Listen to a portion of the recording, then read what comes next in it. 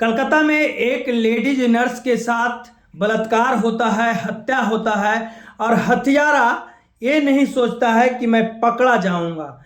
बुरी तरह से उसे बेरहमी से नोच नोच कर जिस तरह से खाया जाता है उस प्रकार से वो लेडीज डॉक्टर को 45 मिनट तक रेप करता है। 45 मिनट के बाद उसे गला दबाकर सर को दीवार में टकराकर बेरहमी से मार देता है। मेरे दोस्तों, ये कहानी उत्तर प्रदेश की है और उसके बाद उसके गार्जियन को कॉल किया जाता है तो गार्जियन को बताया जाता है कि तुम्हारी बेटी बीमार है, तुम्हारी बेटी की तबीयत खराब हो गई है।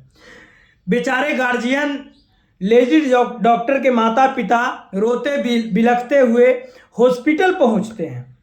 हॉस्पिटल में उसे कुछ नहीं बताया जाता है, ना उनको बेटी से मिलाया जाता है। 3 घंटे तक इंतजार करवाया जाता है। जब ये बात हाईकोर्ट एक कलकत्ता हाईकोर्ट में बात जाती है तो जज साहब बहुत गुस्से में आते हैं और कहा जाता है कि आप 7 दिन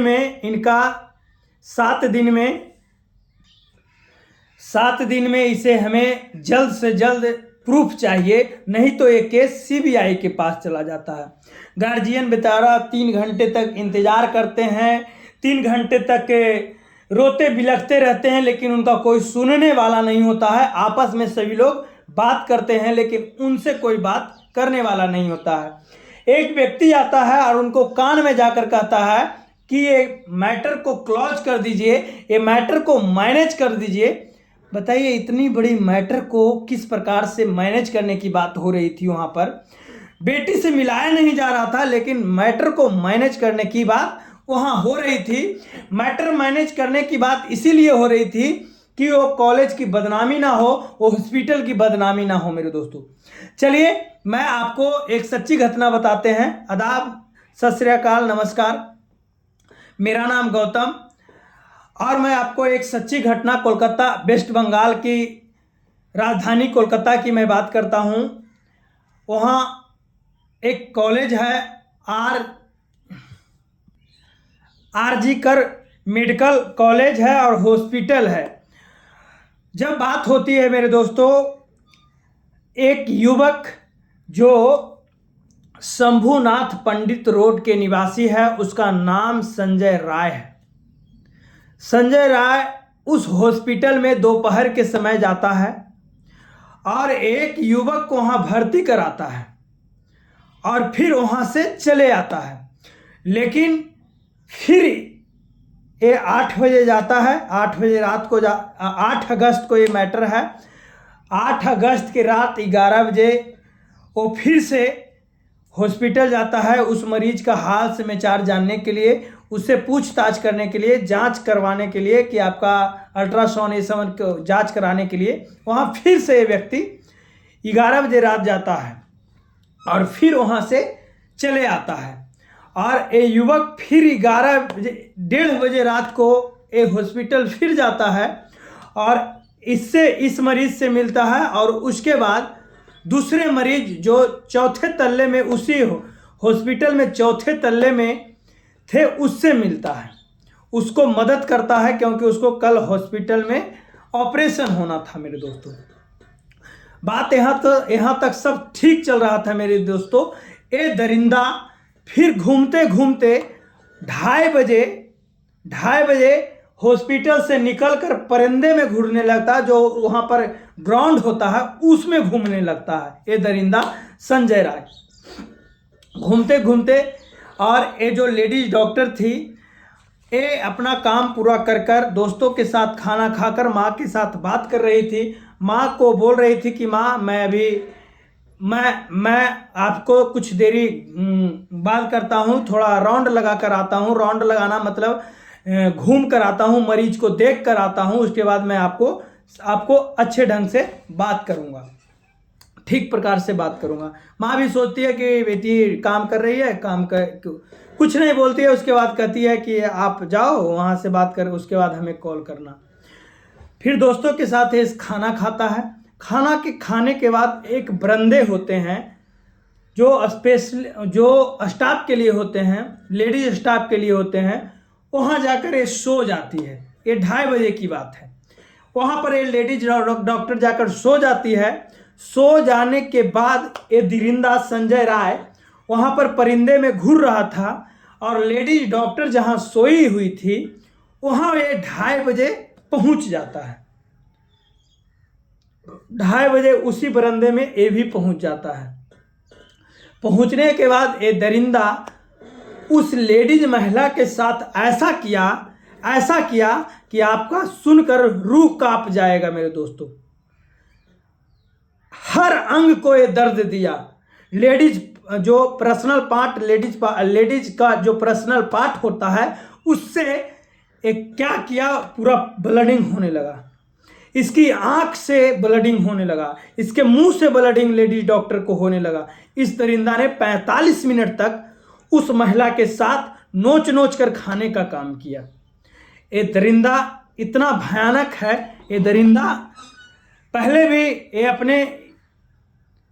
ये अपने मोबाइल में ऐसा ब्लू फिल्म देखा करता है, ऐसा पिक्चर देखा करता है जिससे महिलाओं के रेप हो सके, ऐसा ये वीडियो देखा करता है। और इसकी 4 शादी हुई है, 3 शादी छोड़कर 3 बीवी जो है छोड़कर भाग गई है। और इसके मोहल्ले वाले बताते हैं कि ये दरिंदा ऐसा था कि इसके घर से चीखने और चिल्लाने की आवाज़ रात में आता था। अपनी पत्नी के साथ भी ये दुर्व्यवहार करता था, अपनी पत्नी के साथ भी ये रेप करता था। ये ऐसा दरिंदा है, कलकत्ता का एक रेफर जो अपनी पत्नी के साथ भी रेप करता था। चौथी पत्नी जो शादी हुआ था वो मर गई थी कोई बीमारी बस। ये दरिंदा ने उस लेडीज महिला डॉक्टर के साथ जो भी करना था वो कर दिया। कर ये निकल जाता है हॉस्पिटल से और एक बैरक में जाकर, पुलिस बैरक में जाकर सो जाता है। ये दरिंदा टी-शर्ट कलकत्ता पुलिस का पहने हुए रहता है, जिससे इसे कोई टोकने वाला नहीं है हॉस्पिटल में, ना कोई रोकने वाला है। ये जाकर बैरक में सो जाता है मेरे दोस्तों। उसके बाद सोने के बाद इसे जब सुबह नींद टूटती है तो इसे लगता है कि मैं अब पकड़ा जाऊंगा, अब मैं नुक नहीं सकता हूं, मैं अब बच नहीं सकता हूं, मैं अब पकड़ा जाऊंगा। जब ये बात आती है मेरे दोस्तों तो ये जो प्रूफ था ये प्रूफ को मिटाना शुरू कर देता है। लेकिन सच्चाई कभी मिटी नहीं है, सच्चाई कभी छुपी नहीं है। इसका जो हेडफोन, कान का जो हेडफोन होता है वो वहीं पर गिर जाता है और लेडीज डॉक्टर का जो ब्लड है उसका ब्लड इसके जूते में लग जाता है। सच्चाई छिपती नहीं है। और सीसीटीवी कैमरा भी खंगारा गया तो पता चला कि एक यही व्यक्ति 2:30 बजे रात को एक कमरे में घुसा था, ये बरामदे में घुसा था। पुलिस इसे जब बुलाता है तो सब प्रूफ मिटा लिया था, लेकिन 1-2 प्रूफ बच गया था। इसके जब पैरों में, जूता में जो खून लगा हुआ था, ब्लड लगा हुआ था, वो इसे मिटा नहीं पाया था। पुलिस जब इसे पकड़ लेता है, सुनवाई होता है, इसको जेल जाना पड़ता है। जब तक कलकत्ता में बवाल हो रहा था, डॉक्टर इलाज नहीं कर रहे थे, मरीज तड़प रहे थे, लेकिन डॉक्टर इलाज नहीं कर रहे थे, क्योंकि जब डॉक्टर ही सुरक्षित नहीं है तो इलाज कैसे करते। हर एक डॉक्टर रोड पर आए हुए थे। आज का न्यूज है कि हर एक महिला इस युवक को फांसी मांग रहा है, इस युवक को फांसी पड़ना चाहिए, वही मांग रहा है।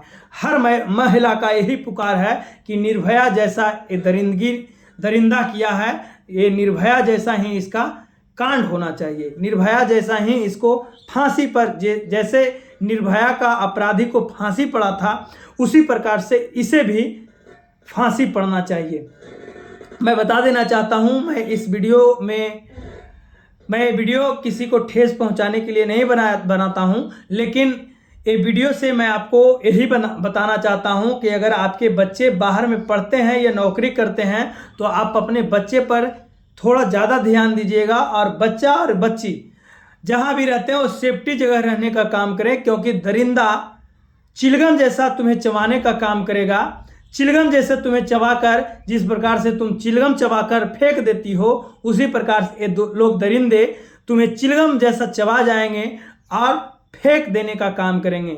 और ज़्यादा मैं महिलाओं से और लड़कियों से, बेटियों से बात करना चाहता हूं कि ज़्यादा लोगों से संपर्क में ना रहें, ज़्यादा युवाओं के लोग संपर्क में ना रहें, युवाओं से संपर्क में ना रहें, अपना काम स्वयं करें, किसी को हाथ बटाने की कोशिश नहीं है। इस वीडियो से मैं आपको यही बताना चाहता हूं कि अपने परिवार को सेफ्टी रखिए, अपने बच्ची को सेफ्टी रखिए। बाकी के लिए जय हिंद, जय भारत।